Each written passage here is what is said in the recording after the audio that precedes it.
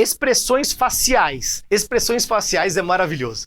Tem um seriado que não está mais no Netflix que chama Lie to Me. Inclusive, o André vai colocar aqui em algum lugar, Lie to Me.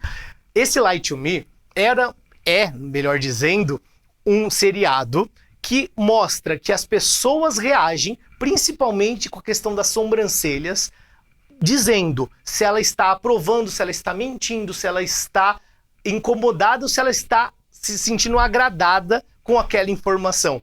E essa informação de expressão faciais, essa comunicação, ela é possível se você tiver o olhar calibrado e tiver o seu estado presente para que você possa prestar atenção nesses pequenos detalhes.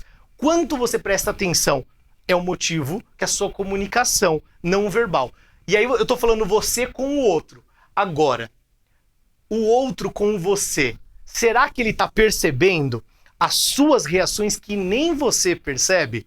Às vezes ele tá percebendo. E quando ele diz que você reclama de tudo sem você falar nada, ou você nunca aceita nada sem você abrir a boca, talvez, porque com os seus gestos, com a sua postura corporal e expressão facial, demonstre essa questão que nós estamos falando.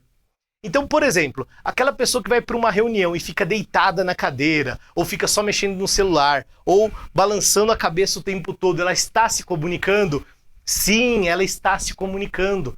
E se você for essa pessoa, cuidado, porque as pessoas estão observando.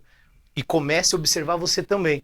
Porque ser reconhecido, com certeza, é por esse contexto no qual você gera um monte de resultados, bons e ruins. Agora você precisa prestar atenção para enxergar isso.